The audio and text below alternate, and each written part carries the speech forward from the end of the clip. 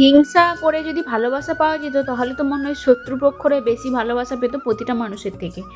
আমি আমার শ্বশুর শাশুড়ির কাছ থেকে যথেষ্ট ভালোবাসা পাই আর আমিও তাদেরকে যথেষ্ট ভালোবাসি, কিন্তু কর্মসূত্রে বা কাজের সূত্রে আমার হাজব্যান্ডের জন্য আমি বাইরে থাকি, এটা ঠিক কথা। কিন্তু আমার শাশুড়ি মা বা শ্বশুরমশাই কখনোই জিনিসগুলো নিয়ে মাথাও ঘামায় না বা কোনো কিছু নিয়ে চিন্তাও করে না। তারা একটা কথাই সবসময় বলে যে আমি বিয়ের পর থেকে আমার স্বামীকে ছেড়ে যেহেতু কখনো থাকিনি, তো তুই কেন থাকবি।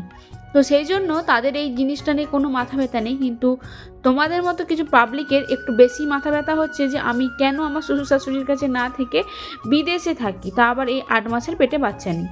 তো চলো সেই কথাই তোমাদের সাথে শেয়ার করি। হ্যালো এভরিওয়ান, সবাই কেমন আছো, কি করছো?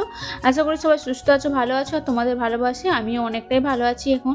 তো দেখো, সকালবেলা ঘুম থেকে উঠে ব্রাশ করে নিয়েছিলাম। ব্রাশ করে আজকে শরীরটা আমার খুব একটা ভালো না, সেই জন্য কোনো রকম ড্রাই ফ্রুটস বা কোনো রকম কিছু না খেয়ে আমি ওষুধ খাবো, সেই জন্য মুড়িটা খেয়ে নিলাম। আর বাসি বাসনগুলো বেসিনে পড়েছিল, সেগুলোও ধুয়ে নিয়েছি। আর শুকনো মুড়ি খেতে ভালো লাগে না, সেই জন্য অল্প কটা আলু ভেজেছিলাম, আলু ভেজে মুড়ি খেয়েছি। আর তোমাদের দাদা সকালবেলা উঠে সে দোকানে চলে গেছে।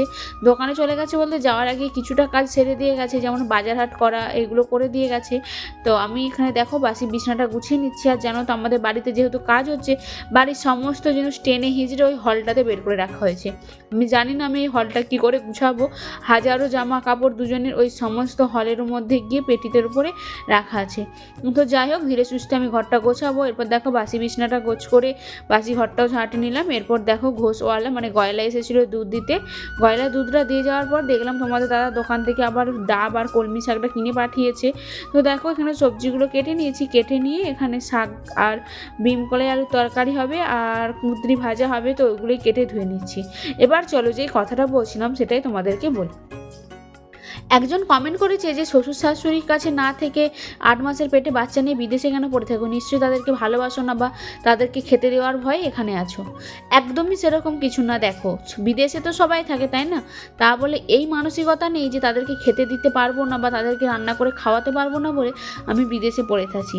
যে এই কমেন্টটা করেছো নিশ্চয়ই তার মন মানসিকতাটা এতটাই নিচ, হয়তো সে এই কথাগুলো চিন্তা করে যে শ্বশুর শাশুড়িকে খেতে দেওয়ার থেকে বিদেশে যদি থাকতে পারতাম ভালো হতো। এবার বলি, 8 মাসের পেটে বাচ্চা নিয়ে বিদেশে থাকতে কষ্টটা যে কতটা হয় সেটা যারা থাকে বা আমি আছি সেটা আমিই জানি। তো কেউ তো কারো কষ্ট কাউকে বলে বোঝাতে পারবো না। আমি তোমাদেরকে যতটা দেখাবো তোমরা ততটাই দেখবে আর ততটাই বুঝবে, যতটা বলবো তোমরা ততটাই জানবে, তাই না? তো আমি আমার শ্বশুর শাশুড়ি নিয়ে তো কোনো কথাই বলতে চাই না। আর দ্বিতীয় কথা হলো আমার বিদেশে থাকা, যেহেতু আমি আমার স্বামীর কর্মসূত্রে বা কাজের সূত্রে বিদেশে থাকি, তো সেই জন্য আমার হাজব্যান্ড আমাকে যতদিন বিদেশে রাখতে পারবে আমি ততদিনই বিদেশেই থাকবো। আর আমার শ্বশুর শাশুড়ির এই নিয়ে কোনো মতামত নেই যে আমি কেন বিদেশে থাকি বা কেন তাদের কাছে থাকি না। তারাও চায় যে আমি সবসময় আমার মানে তাদের ছেলের কাছে আমি থাকি, তাদের ছেলেকে দুমুঠো বেড়ে নেড়ে খেতে দেবো, তারা এটা চায়। যখন তারা পারবে না অবশ্যই আমি তাদের কাছে গিয়ে থাকবো বা তারা আমাদের কাছে এসে থাকবে, এটাই স্বাভাবিক। তো এটাই হয়েছিল, তাই তোমাদের মতো কিছু পাবলিকের এত মাথা ব্যথা করার কোনো কারণ নেই।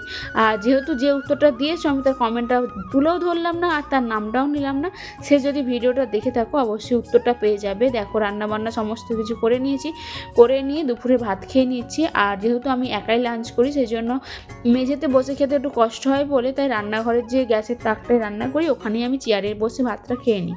দুপুরে ভাত খেয়ে কিছুক্ষণ রেস্ট নিয়ে বিকেলবেলা ওই 4:30টার দিকে দেখো কেশর ভেজানো দুধটা খেয়ে নিচ্ছি বিকালবেলা। আর বিকালবেলা কেশর ভেজানো দুধ খাওয়ার পরে অনেক দিন ধরেই মোমো খাবো ইচ্ছে হচ্ছিল। তো আজকে তোমাদের দাদাভাইকে দুপুরবেলা বলতেই দেখলাম যে দোকান থেকে চিকেনটা এনে রেখেছে, তো সেই জন্য এখানে লেগেছি মোমো বানাতে। আর যেহেতু মোমো আমি সেভাবে মুড়তে পারি না, যতটা পারি ততটাই সেভাবে মুড়ে নেব। আর আস্তে আস্তে পেরে যাব হয়তো, তবু যতটুকু পারি ততটুকুই। এখানে পেঁয়াজ, আদা, রসুন আর কাঁচা লঙ্কা, অল্প একটু সয়া সস আর নুন, একটু পরিমাণ তেল আর একটু লেবুর রস দিয়ে চিকেনটা ম্যারিনেট করে নিয়েছিলাম। এরপর লুচির মতো দিয়ে যেভাবে ঠিক পুরপেঠা মুড়ে সেইভাবে মুড়ে উপর থেকে একটু ভাঁজ দিয়ে দিচ্ছিলাম। এটাই যেন মনে হচ্ছিলো মোমোর আকার এসে গিয়েছিলো। তো যেরকম পারি সেরকম ঠিক একটু মুড়ে নিয়েছিলাম। তো জানি না কীরকম হয়েছে, অবশ্যই তোমরা কমেন্টে জানিও কেমন হয়েছে। এরপর দেখো এদিকে মোমোগুলো ভাপে বসিয়ে দিয়ে আমি এদিকে একটু পেঁয়াজ আর রসুন আর টমেটো আর শুকনো লঙ্কা দিয়ে একটু চাটনি বানিয়েছিলাম, সামান্য একটু সয়া সস আর টমেটো সস দিয়েছিলাম, দিয়ে ওটা ভালোভাবে একটু মানে নেড়ে নিচ্ছি। আর ওটাই আজকে নাস্তায় খেয়ে নেবো, যেহেতু শখ করেছে সেই শখগুলো তো পূরণ করতেই হবে, সেই না? তো যেহেতু দেখো এখানে চাটনিটা রেডি হয়ে গেছে, আর এদিকে মোমোগুলোও আমার এখানে ভাপানো হয়ে গেছে। তো আমাদের দাদাভাই আসলে দুজনে মিলে একসাথে নাস্তাটা করে নেবো। তো ভিডিওটা কেমন লাগলো অবশ্যই জানিও। আর সবাই ভালো থেকো, সুস্থ থেকো, দেখা হবে পরের একটা নতুন ভিডিওতে। টাটা।